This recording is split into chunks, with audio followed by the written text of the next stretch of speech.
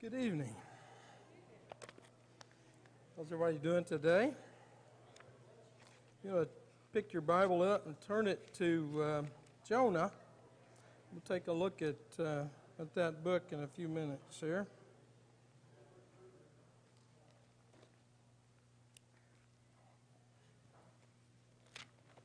Jonah.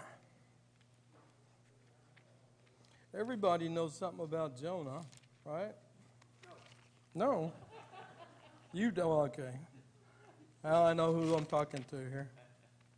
All right, Jonah. Jonah, interesting, a bit of trivia. I've spent far too much time in the Middle East, and you know that Jonah is the only one of the 12 minor prophets that's mentioned in the Quran, or the Islam faith. And in fact, they believe that his tomb is right outside Mosul, which is where Nineveh was in the long ago. And in fact, ISIS tore that structure down and whatever that tomb was in 2014, trying to get rid of all trace of religious monuments, etc. At any rate, I think the truth of the matter is that he probably wasn't buried at Mosul and Nineveh, since he hated Nineveh, and we'll see that in just a few minutes. He really saw himself, Jonah, that is, the Hebrew of Hebrews. So we'll look at that. We don't have a lot of time, so we'll try to spend our time productively in the book itself. I have a few things I'd like to point out, though, and then get right into that great book and great story. I talked last time about the different genres, and Jonah is a little different than the other 11 of the minor prophets in that it's a biography, really. It's the story of Jonah. It's a narrative. It's a narrative biography of Jonah. And the story lies in that narrative, that story of him. We'll go ahead and just mention quickly that someone wrote Jonah. I always found it a little interesting that the only one except God, and a prophet if God sent one to write it down, but the one that knew the story best was probably who? Jonah. And when you read Jonah, is it a story that kind of builds Jonah up? The answer is no. So, okay, whatever I say about Jonah, what I think about him, because it's in there and recorded, and because I believe the best probability is he wrote it,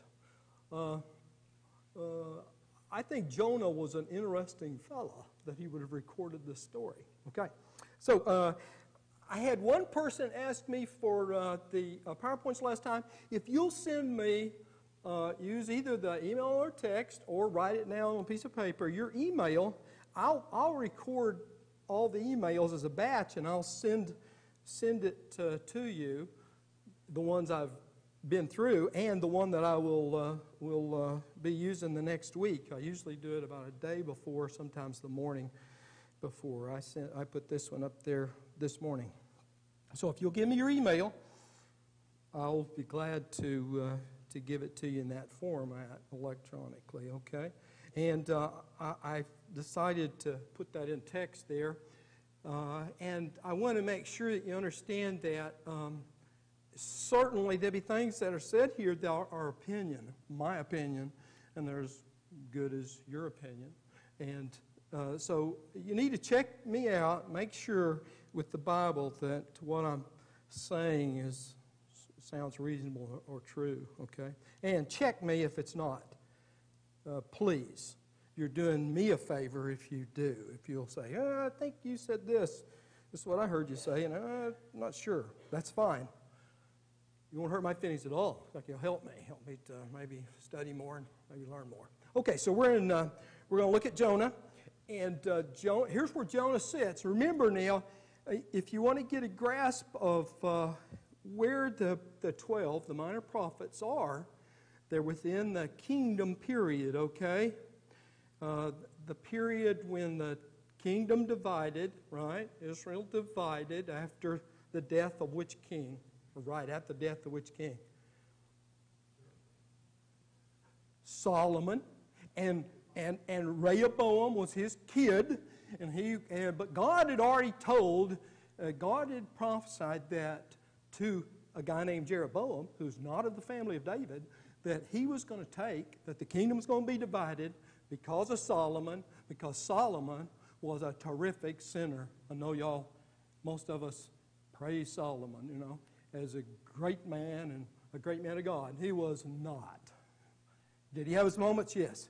But at the very end, I would suggest to you that he fell very badly, and that the whole history of the Hebrew people from there on are hurt, are harmed by Solomon, by his attention to idols, etc., which just stays on. So anyway, because of that, God took the kingdom from his son, said, it's going to be split. I want to make a northern kingdom, a southern kingdom, and we'll put a guy, he told Jeroboam, God told Jeroboam that, Jeroboam, not of the family of David, you're going to have the northern kingdom.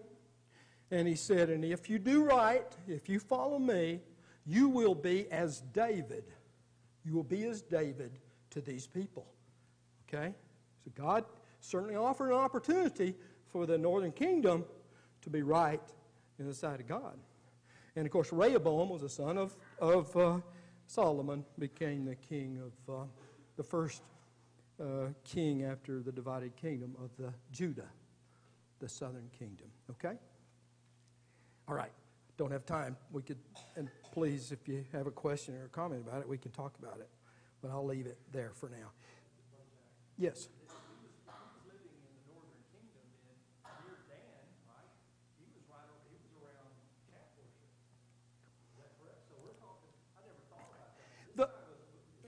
You talking about Jeroboam?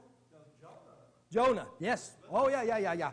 Yeah, and we're going to get exactly, and I'm going to, that's great, and that's great. And that's one of the things I want to hit is, I want to say it right now, and then we'll come to it and you'll see it, is that Jonah has got a problem. He doesn't want to deal, he doesn't want to go and deliver the word to Nineveh, the Assyrians, ugly kingdom, because they're such sinners. But yet, I find it kind of crazy that he comes from an area which has idols, and I mean, the worship has gotten completely terrible. And we'll hit that in just a minute. They've now got, well, here, let's first of all look at the chart here. Here's where he sits. We're going to look at Jonah this week. We'll look at Amos next week and Hosea the next week, Lord willing. Jonah is living in the northern kingdom, very far north, okay? Gath-Hepher, above where Nazareth is going to be, a few miles. So he lives in the northern kingdom, and so does Hosea. Amos lives in the southern kingdom, but his message is to the northern kingdom, Israel. Okay. All right. So here's Jonah. We'll follow up a little more here shortly, Lord willing. Okay. And I want to hit that point too, because I think that's a great point. Okay, so there's where we are. That's what my intention is, to cover these. Obadiah is a big question mark to me. I recognize that there are people that think they've got it all figured out. I don't. They may. So anyway, but the others, they're kind of agree.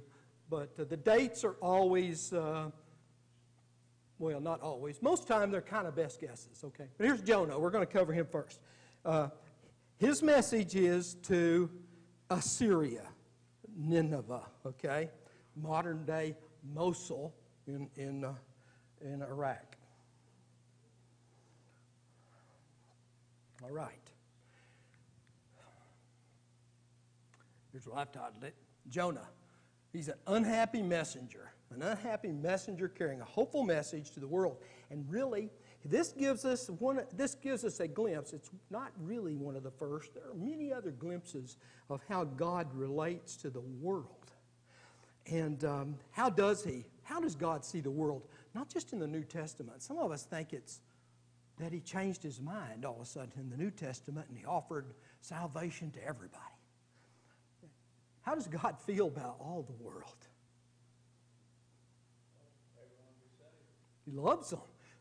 You know, one of the verses that I learned first in one of those vacation Bible schools was John 3:16. He loves what? He loves the world. Now, whether you like it or not, that's what it says, and that's what it means. And it's always been true. It's always. Why does God love everybody in the world? That's right. I'm a Christian. He created me. He created them the same exact way and in the same image. And that's going to be Jonah's problem. All right? But again, I don't want to get too fierce on Jonah because I think I see his problem with me sometimes. Okay, background. So Jonah was a prophet. We've talked about it. And he lived kind of towards the end of the northern kingdom. Jeroboam II, not related to Jeroboam, the first Jeroboam, who was the first king of Israel. But he lived during that period. Jeroboam II lived in about 40, he was king for about 40 years, and he was a good military fella, good general, conquered, took stuff, he enriched himself, good times in Israel, in every way but one way. Can you guess what that was? Spiritual. In every other way, he is the greatest king they ever had for the longest period, okay? They think things are good. They're living plush, okay? All right. So Jonah lives that time. We know that he's the son of a guy named Amittai, and he's from Gath-Hepher, which I told you was just a bit north of Nazareth, well, what's going to be Nazareth, okay? And 2 Kings 14:25 would be your reference to him being a prophet to the northern kingdom. All right? All right, Assyria. Assyria, I think, here's the mitigation a little bit on Jonah to me. Assyria was an ungodly, brutal, terrible empire. You know, they did things like their soldiers would do contests over people they took on who could skin a person alive quickest. Well, you got to be pretty, come on, even if you're, I don't know, maybe an evil person here in the room, that's pretty evil, isn't it? I mean, I can't, that's unimaginable. They cut heads off and they put them on gates. I mean, these people were terrible. They they drugged the people they captured with chains or with ropes and put fish hooks through their noses and their chins, and they were brutal. And Jonah knows that, okay? And I'm going to put that trivia, I started not to, but I come across a piece of trivia. If this is about 760, since we had a total eclipse not long ago, and that's what got me looked, because I looked it up. I didn't even know this was there. But I looked up total eclipses in the world, and just went through there and thought, 763, Nineveh, Assyria, recorded in the records, and then the scientists, of course, now can tell that it did happen. Interesting.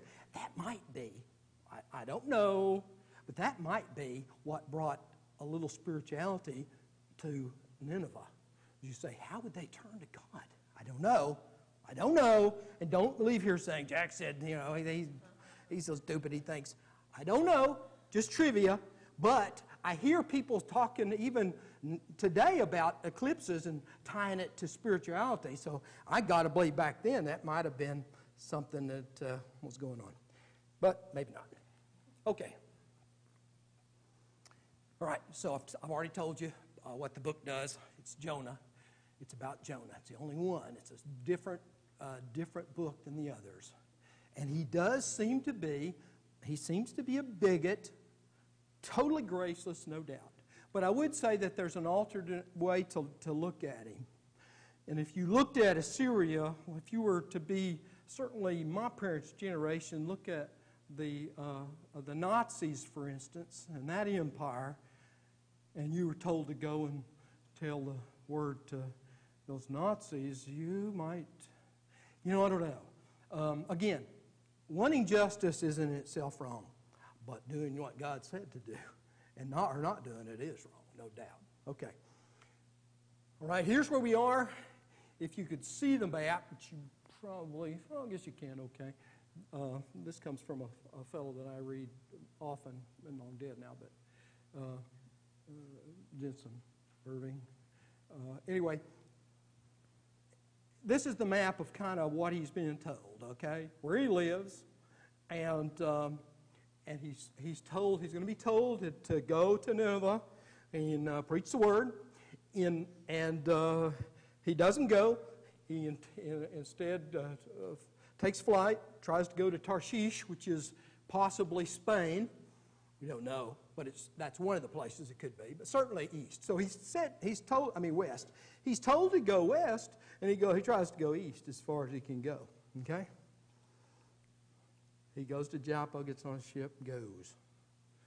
Okay.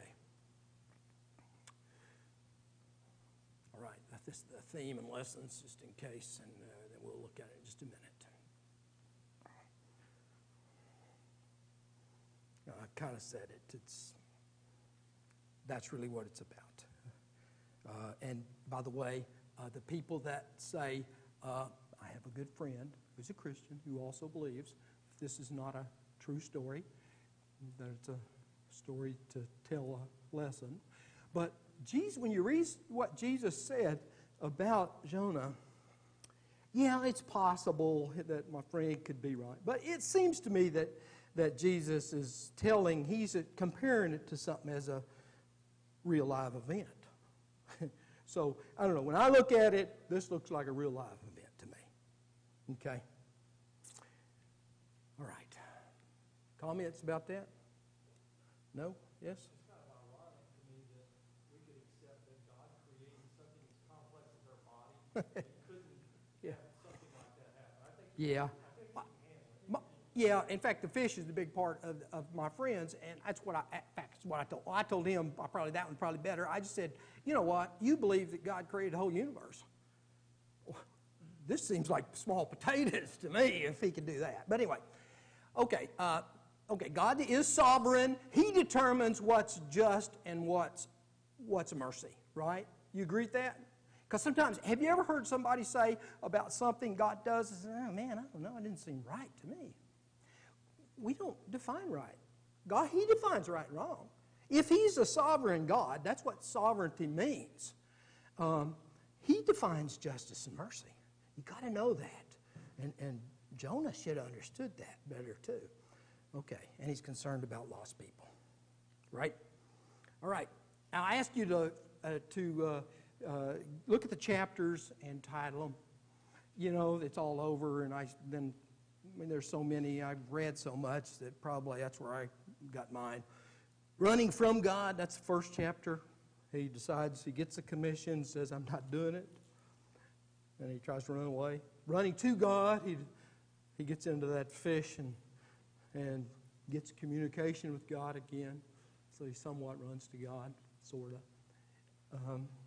Running with God, he makes that trip. As he gets that second commission, he goes to Nineveh and does what he's supposed to have done. It's interesting. In Hebrew, the words he uses, his sermon, are 5 Hebrew words. Now, I don't know whether he uses the 5 Hebrew words without anything else or not, but when we get to what he said to them, the only thing we have recorded are the 5 Hebrew words, okay, about them repenting, or they're going to be turned over, okay?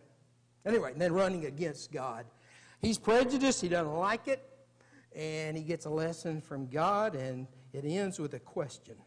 And there's not really an answer given. The question is there. Okay, running from God. Let's look at that. Let's read. Let's read as quickly as we can, and we'll kind of just go through it, and if we need to, we'll stop. If we don't, we'll go on. Okay? Jonah 1, 2-3. Arise, go to Nineveh, that great city, and call out against it, for their evil has come up against me. But Jonah rose to flee to Tarshish from the presence of the Lord. He went down to Joppa and found a ship going to Tarshish, So he paid the fare and went down into it to go with them to Tarshish, away from the presence of the Lord. Okay.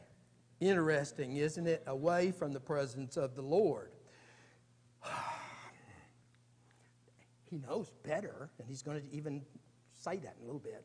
Okay, now verse 4 through 6. But the Lord hurled a great wind upon the sea, and there was a mighty tempest on the sea, so that the ship threatened to break up. Then the mariners were afraid, and each cried out to his God. And they hurled the cargo that was in the ship into the sea to lighten it for them. But Jonah had gone down into the inner part of the ship and had lain down and was fast asleep. The original Greek Alexandrian text, I was interested to see that some of those texts say it adds something. It says he was laying down and was fast asleep and was loudly snoring, it says. Okay, so some scribe put that in, no doubt. Verse 6, so the captain came and said to him, what do you mean, you sleeper? Arise, call out to your God. Perhaps the God will give a thought to us that we may not perish.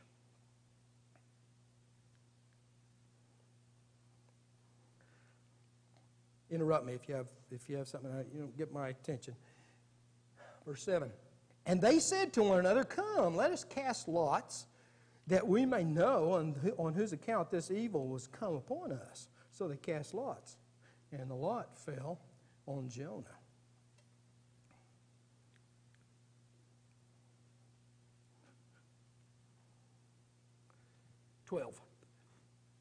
He said to them, pick me up and hurl me.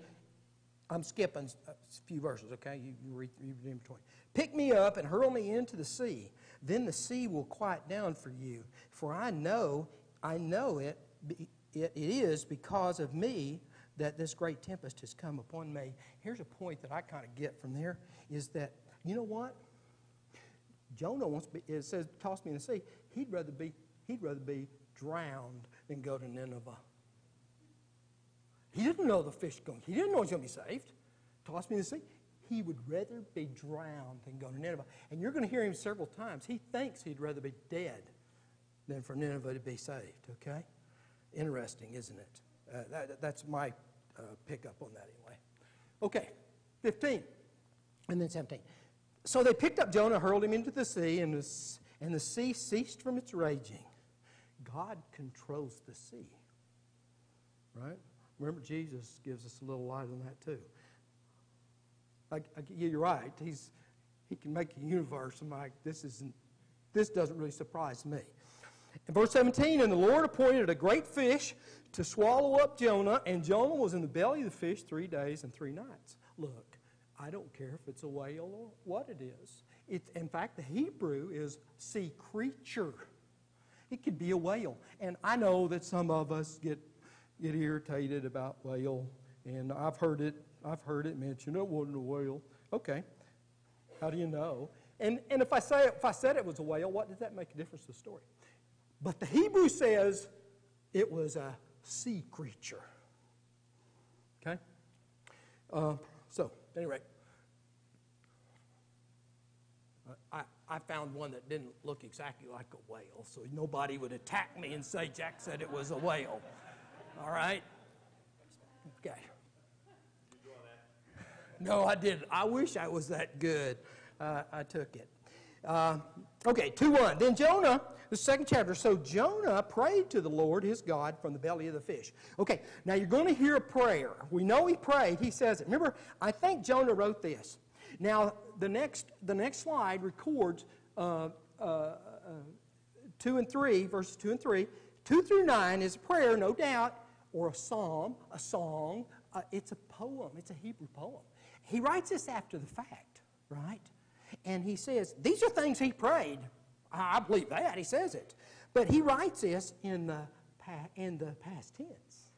See, so this isn't, he's not so composed that he writes this exactly like this while he's in that, by the sea creature. Now, I always thought he did. I thought, man, I can't hardly write 2 lines of poetry. And this guy, did these 2 through 9, okay? But he didn't. He said, I called out.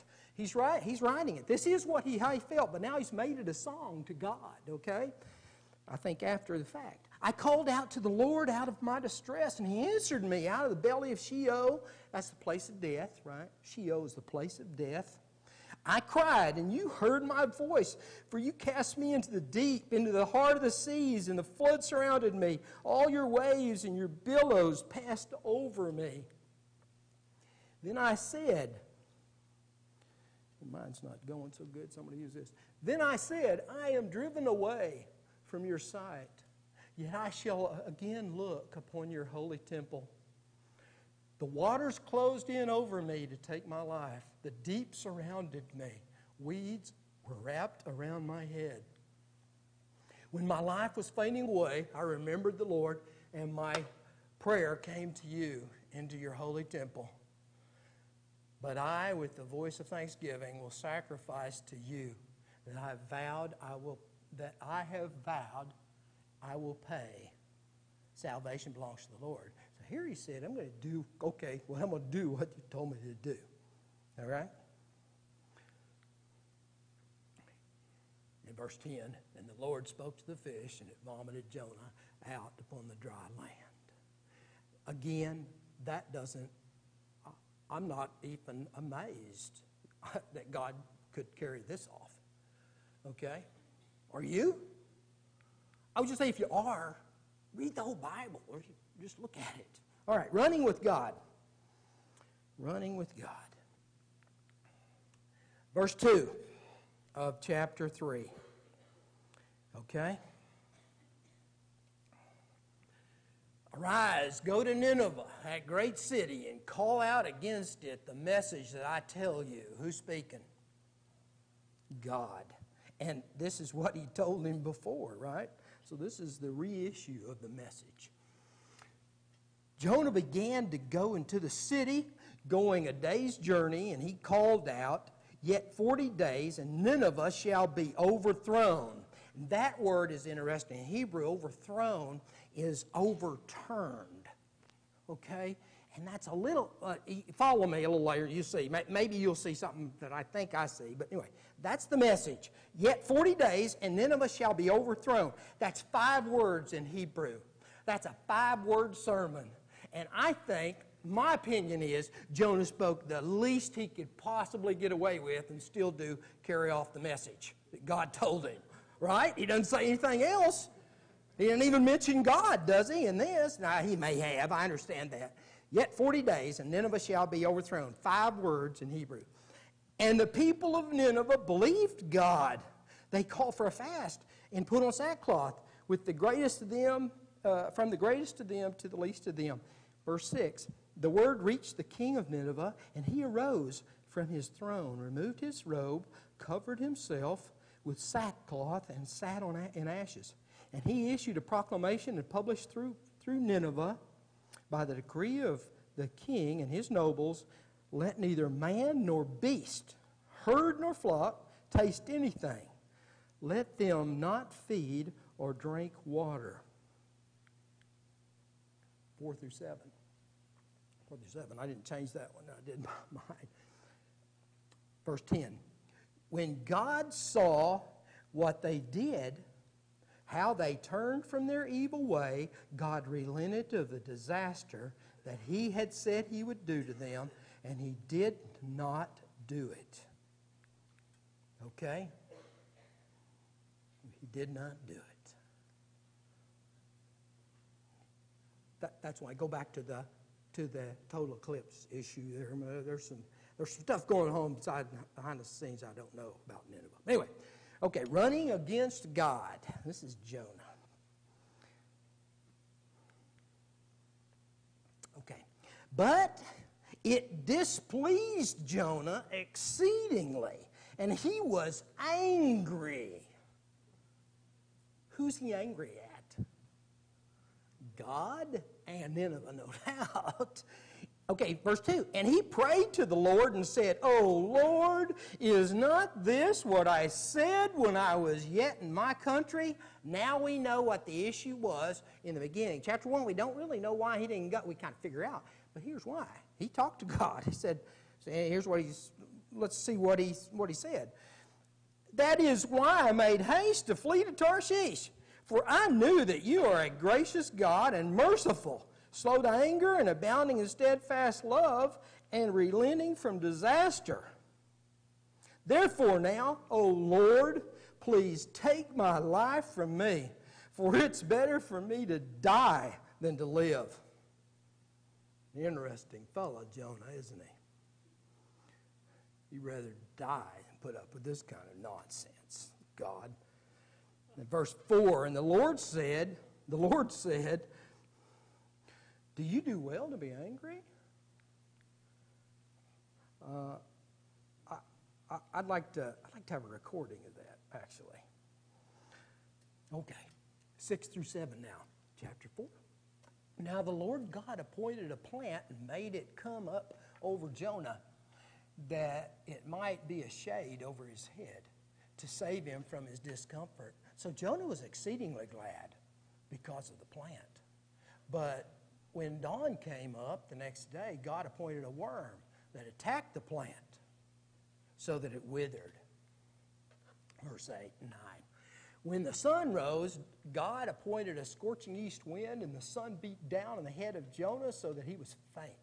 And he asked that he might die, and said, it is better for me to die than to live. But God said to Jonah, do you do well to be angry for the plant? And he said, yes, I do well to be angry enough to die. Jonah is indeed an interesting fellow, is he not? 10 and 11. And the Lord said, you pity the plant for which you did not labor, nor did you make it grow, which came into being in a night and perished in a night.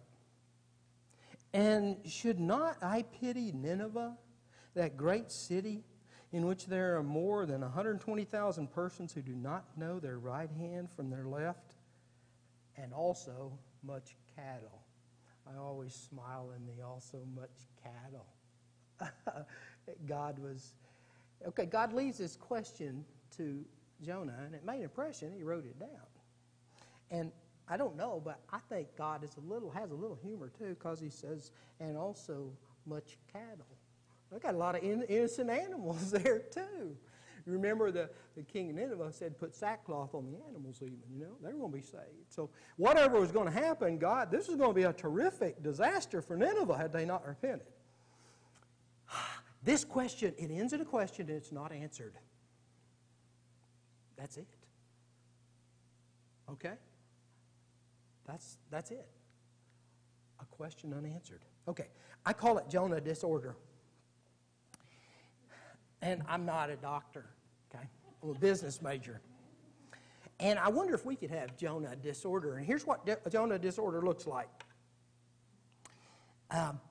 He's coming from Israel, and we already commented, they're about to go. In 40 or 50 years, they're going to be carried off by the Assyrians. God is about finished with them. And when we look at Amos and Hosea, we'll see God is just about finished with their idol-worshiping heathenism. Okay, but he's happy to accept forgiveness as Hebrew, but not so much for others, right? Because they're beyond reach, right? Because they have evil lifestyles. They're from denominational families, and, their family's more important than anything, so they're not going to give that up. Jonah disorder, it prefers to limit God to himself and others like me. Okay? Could you give me a couple of minutes and I'll finish here? I had a Marine Corps general who made commandant, head of the Marine Corps. And he used to say, you know what, I'm sick of these fitness reports you write on officers because I can tell. He said, from the ones I know, I can tell the ones that get the best grades are the one. He said, I might as well just put one block, one line that says, like me, because I can tell if all the marks are super good, it's because he's a lot like you, okay? And at any rate, that's kind of stuck in my mind. I think it's true. It was true about fitness performance reports. Okay, I think that we sometimes prefer to limit God to people like us. Is that possible? That's Jonah disorder. He did. Okay? He's not concerned about lost people in general. Was he? Could that be possible for me? Do I avoid opportunities to share the gospel with most people? Jonah disorder. Okay? Here's a remedy for Jonah disorder that any of you could have written. I think we ought to examine ourselves, and we ought to look for continued forgiveness for our being this way, if we are. We ought to look at the Bible a little closer and do His will as we honestly understand it, no matter. And you know, James 4:10 and 1 Peter 5:6 are a couple of my favorite verses in the Bible. And a song, we sing a song, humble yourself in the sight of the Lord, and He will lift you up. And that's humbling yourself is needed. If Jonah would have humbled himself, I think things would have turned a little different for him, personally. Okay, share the gospel. We ought to share the gospel to get rid of Jonah disorder. Share the gospel as often as you can. And particularly with those that aren't like you or that you don't like. Okay? I mean, I'm not trying to be ugly. I'm really looking at mirror on me, okay? I know my tendencies. And I think that's Jonah disorder. I think it's human nature. I do think so. We see that in ourselves and just push against it. All of them have a natural tendency to want to be around people that are like us. Yeah. I think that's human nature. And to write people off who have for whatever reasons, you know. Look, I walked by a person that was of a certain denomination I won't bring up, that was family was really into it, and I've not made a statement I should have made. I know I've done that. I can remember it. And that's only one. I probably did it many times, hundreds of times, that I've said it's a waste because he's not going to turn. He's not interested. So that's Jonah disorder. Okay, next class. Read Amos. I didn't give you a chance to give you your chapter titles. Read Amos. If you can read the whole thing. It's 9 chapters. If not, read the first 4. Okay? Try to do it in one setting. Remember, Amos is a prophet to this same guy, Jeroboam II, in that same period, okay? And tell me, I've put out there, he uses a term, he speaks for God, says the cows, you already know, don't you? Tell me who those are, and tell me, is there not some politically incorrect language there? Who are the cows of Bashan? Okay? All right. They aren't the same kind of cows that God was concerned with the last of Jonah. Okay. Thank you very much. Have a great day and rest of the week. And hopefully we'll look at Amos and then review anything you want to from this lesson next week. I'll try to do that right away. Ask you if there's anything you want to say or do. Thank you very much.